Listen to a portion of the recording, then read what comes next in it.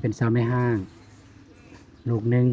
อ่าแม่ลูกอ่อนว่าซั่นซะโดยอยู่นำแม่แล้วก็อยู่นำพ่อเลี้ยงอ๋อโดแล้วก็ยอยู่นำนอก2คนต่างพ่ออ่าซึ่งเรามีลูกเคยมีผัวแต่แบบผัวอันนี้บ่ตูนบ่สามารถยืนยันว่าผู้ใดชั่วผู้ใดดีแต่ตามที่น้องเพิ่นเว้าแม่นรู้สึกว่าบ่โอเคกับผัวแบบเกเรก็เลยตัดสินใจมาบ้านผัวเนี่ยคนอุดมไสอ๋อไปพบกันอยู่ศูนย์กุดอัตตปื้ออ๋อโอเคประมาณนั้นแล้วก็ครอบครัวค่อนข้างทุกข์ยากบ่มีดินดอนอ่าเฮ็ดหยังเนาะสิตำแจวตำแจวแล้วก็เฮ็ดหยังบ่มีหยังกินตำแต่แจวกินแจวโอ้ผักเด้บ่มีบ่ทันใหญ่แม่นบ่ทันหยังมีแนวกินอยากบ่เจ็บก็เจิดเลยแล่นไปซื้อนี่อ้าวได้อันนี้ไข่บ้านนี่โอ้อ่ะขอบใจเด้อได้อันนี้มีป่นกันพี่น้องเอ้ยมันมียำแล้วก็ไวๆแต่ว่ามันเต็มอันนี้เลย30ห่อขอบใจหลายๆเด้อได้นะมีแต่ว่าให้น้องขอบอกขอบใจขอบคุญขอบคุณอ้ายเพิ่นอ้ายเคนนี่อยู่ต่างประเทศพี่น้องนะข้าวก็มีแต่ซื้อบ่มีข้าวสิกินซื้ออย่างเดียวแม่นใส่ข้าวหันสิหมดแล้วใส่เด้กระสอบสีแดงหั่นนี่แม่นนะบาทสิหมดแล้วประมาณเบิดเท่าไหร่ได้3โลนอกมีพร3ข้อนี่หลักๆเลยน้องสิเลือกหยังเอา1 2 3จัดอันดับมา1แม่นข้าวในขาดบ่ได้เลยแม่นขาดบ่ได้เลยข้าวอัน2อีกแม่นลูกอ๋อ3ที่3แม่นไฟฟ้าเนาะแม่นเพื่อนนี่ค่อยเว้าน้ำลังโดยหาเงินก่อนเนาะโดยเพราะว่าโอ้แสดงว่าในถ้าเฮามีเงินนี่ซื้อสายไฟแม่นแล้วก็ซื้อดอกไฟยังมาต่อแล้วก็ใส่อันนี้นี่โอเคเลยแม่นตัวนี้นี่มีอยู่เด้อันนี้นี่มีแล้วยังใส่ได้ปะตะกี้ยังมีไฟเพราะว่ามีอันเฮือนกันเขาอยู่พุ่นตะกี้เขาตั้งอยู่นี่แล้วไปต่อน้ำเข้าได้นี่เขาย้ายแล้วก็บ่มีเลยแม่นแล้วถ้าตัวอย่างว่าอ้ายมีเงินเด้อตัวอย่างเด้บ่แม่นว่าอ้ายมีเด้อตัวอย่างว่าอ้ายมีเงินซื้อสายไฟมาต่อแล้วซื้อดอกไฟนี่ได้เลยได้แต่ว่ามันใกล้เพราะว่าเฮือนพ่อเฒ่าอยู่ฝากเมืองพุ่นแม่น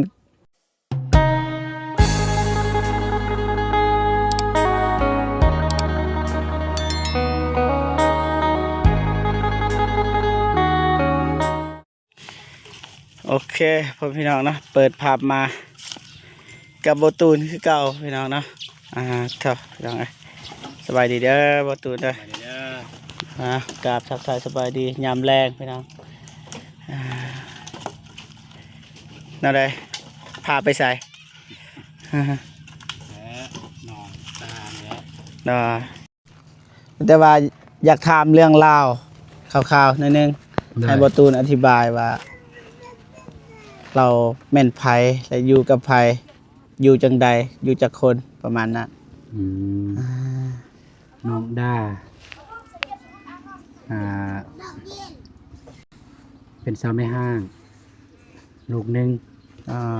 แม่ลูกอ่อนว่าซั่นซะโดยอยู่นำแม่แล้วก็อยู่นำพ่อเลี้ยง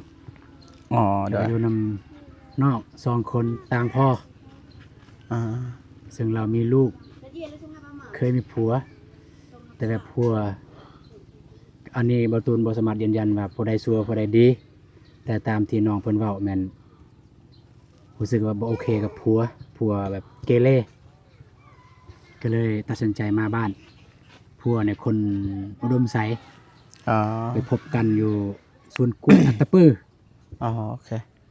ประมาณนั้นแล้วก็ครอบครัวค่อนข้างทุกข์ยากบ่มีดินดอนดินที่ ดินเพิ่นเองเนี่ยมันแต่ซ้ำเขื่อนนั่นแหละซื้อ3 ล้านสมัยตะกี้แล้วก็ดินปลูกผักมันดินเขายืม ยืมปลูก อ๋อได้ ถ้าสมมุติเจ้าของเพิ่นต้องการยามใดถึงว่าผักสิงามแนวใดก็อยาถ้าเจ้าของต้องการก็คือต้องได้ดุดออกเลย ประมาณนั้น โอเค แต่รายละเอียดก็เป็นจะได้มันจะให้บ่เจ็บลองเข้าไปถามไป อันนี้เฮือน แม่น ของเพิ่นบ่ นี่แหละเฮือน น้องเพิ่นอายุจักปีเลย อายุนี่บ่ทุนลืมถาม บ่ทันถามบ่ แม่นลืมถามแต่ก็บ่เกินบ่ฮอด20 บ่ฮอดสาวบ่ แม่นบ่ฮอด ต่อ ตามเบิ่งลืมถามอายุน้อง อื เพิ่น ม เคยมาหา2เทื่อแล้วแต่อายุลืม ต่อ ถาม ได้กับไปอยู่แต่ว่าบ่เจ็บกับไปบ่ทันฮอดไปอยู่หั่นให้บ่ตูนมาคนเดียวอยู่นี่ แม่น แต่มื้อนี้ก็มานำกันกระเทินในอันนั้นก็บ่มีสายไฟเลย บ่มีไฟฟ้าเฮือนเพิ่น บ่มีไฟฟ้าบ่ แม่นเพิ่นบอกนำบ่ตูนความฝันคือความฝันสูงสุดของเพิ่นก็อยากได้ไฟฟ้า อ่า ความฝันสูงสุดของเพิ่นเลย บ่อยากอยู่มืดนะ แม่นลูกความฝันสูงอันนี้มีถามว่ามีบ่ไผมีไฟโซลาร์เซลล์ประมาณเที่ยงคืนหมด เบิด บ่ฮอดเที่ยงคืน โดย หมด เพื่อนเฮาก็แบบนี้แหละเบิดข้าวเดียวเบิด ก็บ่ได้ว่าจังได๋ก็บ่เจ็บเข้าไปถาม โดย รายละเอียด โอเค ทางน้องเพิ่น มีแต่สิเอาไปถามน้องเพิ่นก่อน ตอนนี้น้องเพิ่นก็อยู่เฮือนแล้วเมื่อกี้นี้ อยู่เฮือนบ่ สิแม่นเพิ่นสินึ่งข้าวนึ่งน้ำบ่ โอเค เมื่อกี้แม่นบ่ผู้นี้ผู้ที่มาเอาพื้นเมื่อกี้ แม่น โอเค ผู้นี่แหละกันผู้หนึงอีกเดี๋ยวจะเป็นน้องสาวเรา โดยขอบใจหลาย ได้ ๆอ่าฮะไปวันนี้พี่น้องเอ้ยเพื่อนซานบ้านซองประมาณนี้อืมนี่เพื่อนในลีแต่ว่านี่พี่น้องเอ้ยนี่สิให้เบิ่งบ้านปลาหลายหน่วย3เพื่อนเลขที่040พี่น้อง ว้างานสารประมาณนี้พี่น้องเอ้ย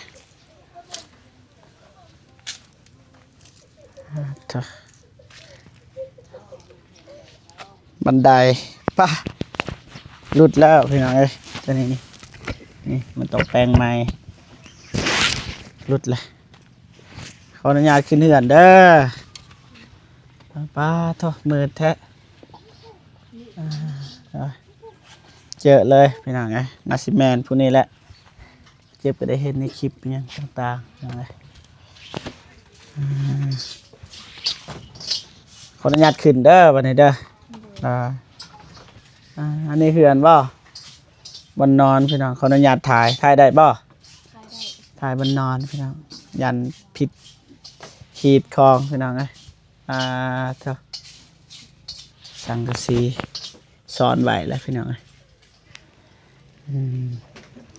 สบายดีเด้อ โดยสบาย ติดใหม่เนี่ยเป็นปะโดย ไปหาน้องคันเด้อ ไปหาน้องคันปะ ไปเด้อ โอเคโดยไปเด้อ ไปก่อนก็ได้จ้ะขออนุญาตเด้อนั่งวะดินั่งอยู่นี่แหละพี่น้อง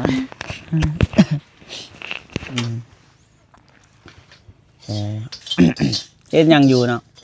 ขัวมักเผ็ดตำแจว งานซานประมาณนี้แหละมักกล้วย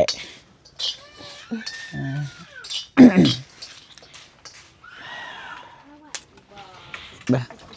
เฮ็ดหยังเนาะ สิตำแจว ตำแจวแล้วก็เฮ็ดหยัง บ่มีหยังกินตำแต่แจวกินแจว โอ้ผักเลย บ่มี บ่ทันใหญ่ แม่นบ่ทันใหญ่ ปลาทอเดี๋ยวไงเดี๋ยวขออนุญาตถามให้น้องซื้อหยัง ซื้อดา หึ ซื้อดา ซื้อดาอายุจักปีเลย กำลังสาวปี 20 ปี20 ปีรุ่นน้องเดี๋ยวไงน้องได้ลูกไปใส่เลย ลูกแม่เลาะพาอาบน้ำ น้อยละ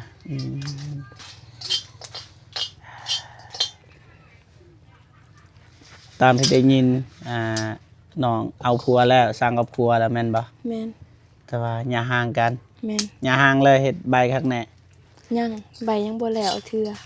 บ่ทันเฮ็ด แม่น ก็คิดว่าสิกลับไปบ่ บ่แล้วบ่กลับสิอยู่น้ำพ่อน้ำแม่ ทุกอย่างก็อยู่นำพ่อนำแม่เลย แม่น ครับบ่มีแนวกินเลยบ่ บ่ อ๋อเจ้าโอเคไม่ได้ว่าให้อ้ายสิเอาของกินให้สั่นเด้อ โดย เดี๋ยวทายอยู่นี่ก่อนเด้อโอเคพี่น้องเนาะเพราะว่าน้องเพิ่นว่ามีแนวกินอยากบ่เจ็บก็เจิดเลยแล่นไปซื้อนี่อ้าวได้อันนี้ไข่บ้านนี่โอ้อ่ะ ขอบใจเด้อ ได้อันนี้มีป่นกันพี่น้องเอ้ยมันมียำแล้วก็ไวๆแต่ว่ามันเต็มอันนี้เลย30ห่อ ขอบใจหลายๆเด้อ ได้นะ จักมื้อกินกับครอบครัวมีนี่ กระดนเติบนี้ แล้วก็ไข่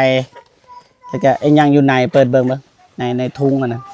ในกระสอบอะนะในกระเป๋ารู้จักเลยว่ามันคือหยัง เสียนข้าวปุ้น ได้พอดีเรือสำนันเลยในหานเบิดเลย เมาเลย ประมาณนี้พ่อพี่น้องเลยแต่ว่าเฮ็ดกินแล้วน้องสิเฮ็ดแบบใดกินสู้ลูกแล้วก็ครอบครัวกินเฮ็ดเลยตามสบายจ้ะพี่น้องเอ้ยแล้วก็ให้น้องเพิ่นเฮ็ดเลยแล้วก็เฮาก็สิถามเลยพี่น้องปกติน้องเฮ็ดเวียกอยู่นี่เฮ็ดเกี่ยวกับหยังเนาะ อยู่นี่บ่ โดย เฮ็ดสวนมันแต่ว่าสวนมันก็น้อยหนึง ส่วนมัน โดย อ๋อ สวนมันบ่หลาย โดยก็หลังจากเฮ็ดส่วนมันแล้วจุน้องเฮ็ดหยังส่วนหลายพ่อแม่ บ่ได้เฮ็ดหยังมีแต่อยู่เพราะว่าบ่มีเวียกคันมีเขาอันคนไปจ้างก็ไปจ้างนํเขา อ๋อตัวอย่างว่ามีคนจ้างก็ไปรับจ้างแมันบ่ แม่น อ๋อเถอะพี่น้องเอ้ยสู้ชีวิตครับเคยถอยบ่ในชีวิตนี่ เคย เคยแบบว่ากินข้าวทางน้ำตาเคยมีป่ะแบบนั้น เคยมี เอาความจริงไอ้ถามนี่เคยป่ะ เคย กินแล้วก็หายเลยแบบ เคยแบบคิดแบบใดเป็นหยังคือเป็นแบบนี้อะนะเคยป่ะ เคยมีเทื่อหนึงแบบรู้สึกแบบมันถูกใจหลายแบบมันทุกข์แห้งแบบอะไรก็คิดหยังบ่ออกแล้วมีแต่ให้แล้ว หายกลางคืนก็หายเลย นอนหายเลยกปกติพี่น้องนะบ่เจ็บกับบ่เคยพบเจอนะกับชีวิตแบบนี้น้องเพิ่นก็เลี้ยงเดียวตอนนี้ อยู่กับพ่อแม่เลี้ยงลูกแล้วก็ปะกันกับผัวเมื่อยว่าเลี้ยงลูก เมื่อยแต่มีความสุข แบบว่าหักลูกเนาะ แม่น ได้ที่พี่น้องบัดได้ลูกแล้วจึงหูว่าพ่อแม่ฮักเอาหลายสำใดจักหอเสียจักหอเฮ็ดป่นได้บ่ แม่เสพคน ได้บัดไข่เด้เฮ็ดแบบใด ใส่น้ำเลย ป่นเลยสดน้ำ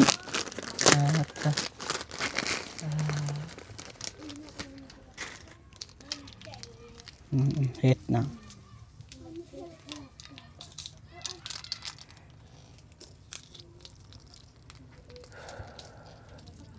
แสดงว่านี่เวียกหลักนี่รับจ้าง แม่น ได้หลายว่าไปรับจ้าง บ่เขาจ้างวันละแสน วันละแสน วันละแสนได้เงินมาแล้วเฮ็ดหยัง ก็มาซื้อของกินหาเช้ากินค่ำบ่มีหยังข้าวก็มีแต่ซื้อบ่มีข้าวสิกิน ซื้ออย่างเดียว แม่น ใส่ข้าว หันสิหมดแล้ว ใส่ เด้กระสอบสีแดงหั่น นี่ แม่น นะบาท สิหมดแล้ว ประมาณเบิดเท่าไหร่ได้3 โล บ่ได้แล้วสำนั้นสิหมดแล้ว ได้ไปสู้ๆนะครับจ้างคันเฮาบ่เฮ็ดลูกเฮาก็สิบ่มีแนวกินซั่นซะไปทางไหนอยู่เฮือนในไผเป็นคนเฮ็ดแนวกิน บางครั้งก็แม่บางครั้งก็เฮาเฮ็ดเปลี่ยนกัน ผู้ใดทานผู้นั้นเฮ็ดเนาะ แม่น ได้เป่าขออนุญาตเด้อพี่น้องพ่อห่มพ่อแม่บ่กล้าไปจับมันจะเก่าแล้วนี่ตะปูนี่ก็นอนกับสาดกับปูแบบนี้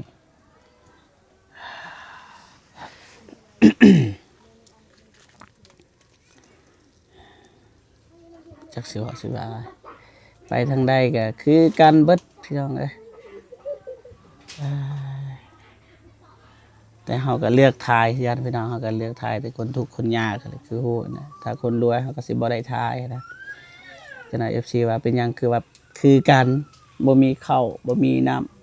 ำคือจังซี่แหละมืดตึบเลยบ่มีไฟฟ้าบ่เนาะ บ่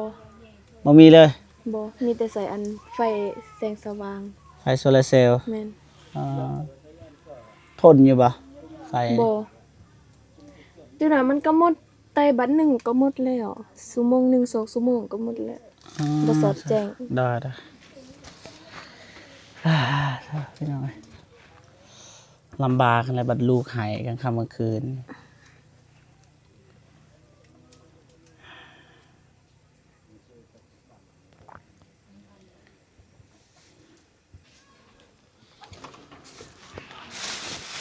มืออื่นไปใส่เป้าหมายมืออื่น มื้ออื่น โดย ไปทางสวน ทางสวน แม่น สวนน้องเองบ่ แม่นแล้ว อ่ะก็มีดินเนี่ย ดินบนเดียวหั่นแหละ วันเดียวเลย แม่น เฮ็ดสวนหยัง สิเฮ็ดสวนมัน สวนมันโอ้โหสวนมันก็บ่มีราคาคือเก่าแล้วบ่มีราคาแล้วช่วงนี้แถวบ้านอ้ายก็ทางทิ่มเบิดเลยบ่ได้เฮ็ดเลยแต่ก่อนเฮ็ดอยู่แต่ว่าช่ว อั ง นนี้ นี้บ่ได้เฮ็ด มันจำเป็นย้อนความทุกข์สิปลูกหยังก็บ่ฮู้สิปลูกสิปลูกกาแฟเขาก็บ่มีอันสิรดน้ำ ได้มันบ่ได้แค่นี้มันเขตฮอด แม่น ปลูกกาแฟบ่ได้ ถ้ามาปลูกได้มันก็ปลูกได้ตัวอย่างว่าเฮามีงบเจาะน้ำแล้วก็รดคู่มือได้อยู่ แม่น แต่ว่าอยู่นี่มันฮอดนะพี่น้องคือกลางเว้นนี่อยู่บ่ได้เด้นี่แบบนี้เอา หอนแห้ง อืม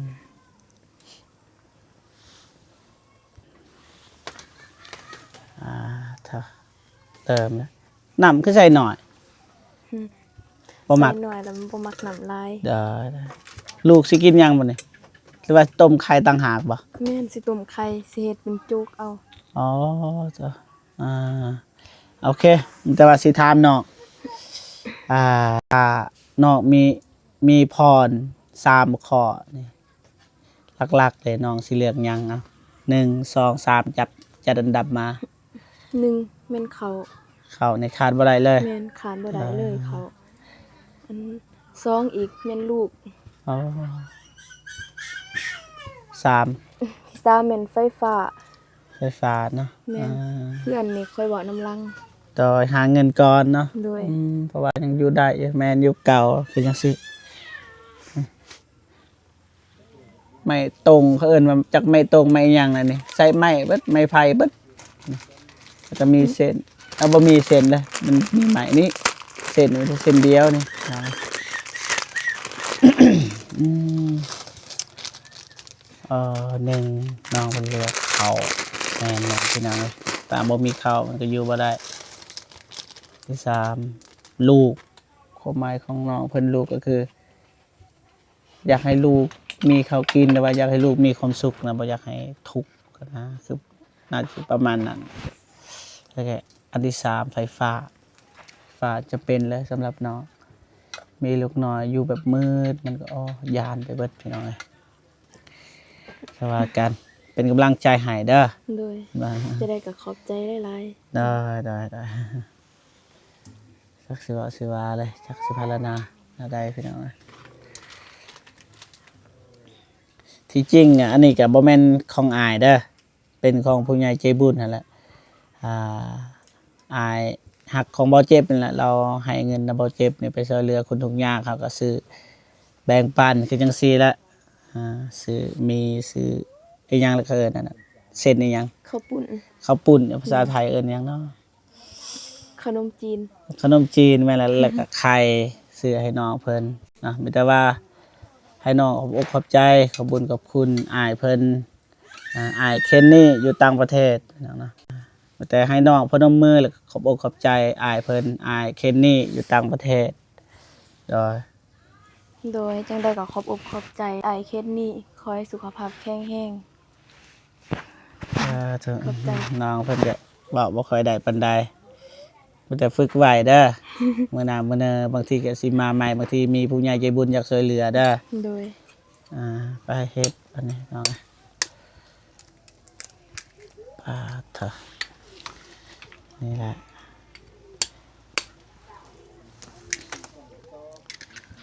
สำหรับคนที่มีเงินอาหารนั่นนี่ก็คือบ่ปานใดสำหรับคืออายนี่สุดยอดแล้วของกินแบบนี้เฮ็ดก็สบายจักหน่วยขาย ใส่2หน่วย จักหน่วยปะเขากินอยู่ปะ พอกิน จำเอากับเขาก็จะเบิดเลยพี่น้องเลยนี่จะนะบ่ทายให้เบิ่งนี่อันนี้ถ้วยนี่เขายังเหลือน้อยเดียวอีหยังนี่ ตู้ปะเครื่อง ตู้ปะถ้วยบวงทางบ้านเฮาก็คือมันเป็นตู้อันนั้นแล้วก็ปะถ้วยบวงแบบนี้แต่ว่าน้องเพิ่นเฮ็ดแบบนี้น่าจะเป็นพอของน้องเฮ็ดเถอะนี่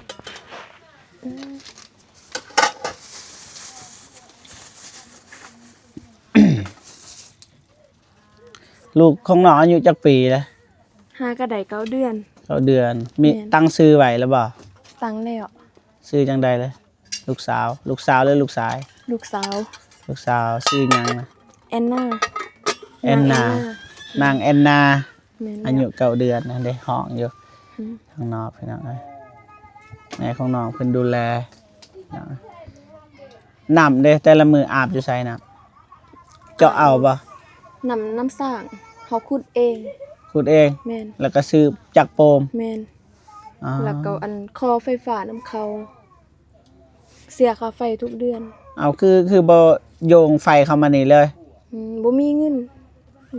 จะซื้อสายไฟ โอ้เดี๋ยวแสดงว่านี่ถ้ามีสายไฟนี่ต่อมาแต่น้ำมันบ่ แม่นต่อแต่เฮือนอันพ่อเฒ่าเฮือนพี่น้อง โอ้บัดน้ำต่อมาแต่หันบ่น้ แม่นต่อมา ำแสดงว่ามันไกลเด้ ไกล โอ้แสดงว่าในถ้าเฮามีเงินนี่ซื้อสายไฟ แม่นแล้ว แล้วก็ซื้อดอกไฟยังมาต่อแล้วก็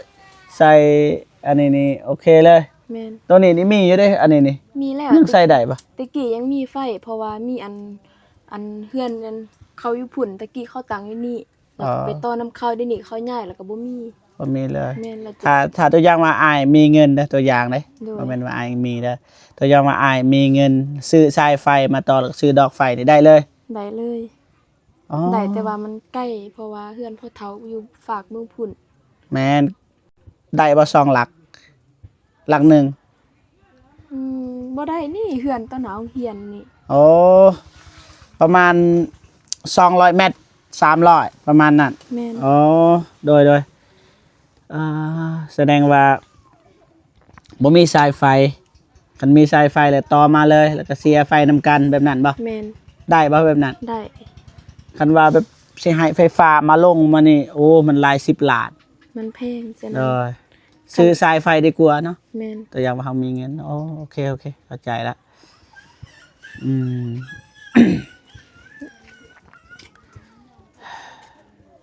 แต่ว่าอายสิพยายามหาให้เด้อ โดย บ่ฮู้ว่าได้หรือบ่แต่สิพยายามบางทีมี FC เพิ่นอยากช่วยเหลือเฮาก็สิซื้อให้ถ้าบ่มีก็ จะเอากันเด้อบ่ว่ากันเนาะ โดย ได้ไปวันนี้มีแต่ว่าอายก็สิกลับก่อนยินบ่ โดย แต่ว่าสู้ๆแหละคือฮู้ในชีวิตคนเฮาถ้าเฮามันบ่เฮาบ่สู้มันก็บ่ได้อย่างน้อยเฮาก็มีลูกไว้นะมีลูกไว้แยงเฮาสู้เพื่อลูกบ่สู้เพื่อตัวเองเฮาก็สู้เพื่อลูกว่าซั่นซะไปมีแต่ว่าสิทายหอบๆนี่ก็อ้ายก็สิกลับเลยบัดนี้เด้อไปโอเคพอมีน้องเนาะตอนนี้บ่เจ็บก็อยู่หลังบ้านพี่น้องเรียนซานก็ประมาณนี้พี่น้องป้าจ้ะเลี้ยงไก่พี่น้องพอดีเลยบ่เจ็บกันแน่นี่แหละอยากซอยคนทุกอย่างเลยอยากซอยให้เขาเจ้าเลี้ยงไก่ปลูกผักพอได้มีอาหารการกินพี่น้องเนาะบ่อยากให้อดว่าซั่นซะมาเบิ่งทางนี้พี่น้องเอ้ยต่ำๆเฮือนพี่น้องเอ้ยบ่เจ็บโดดก็ได้ห้องน้ำ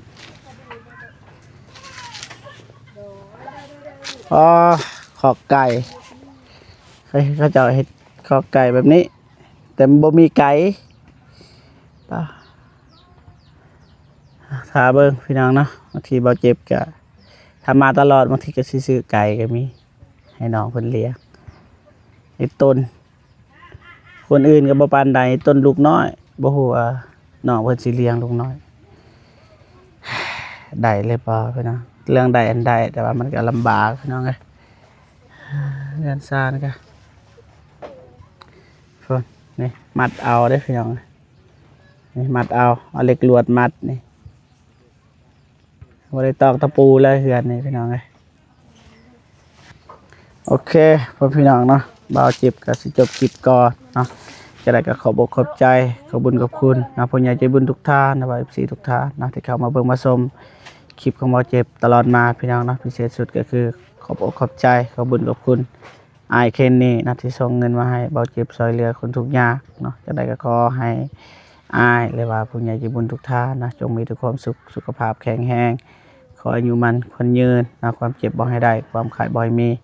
ปรารถนาสิ่งใดขอให้ได้สิ่งนั้นเนาะสาธุนะ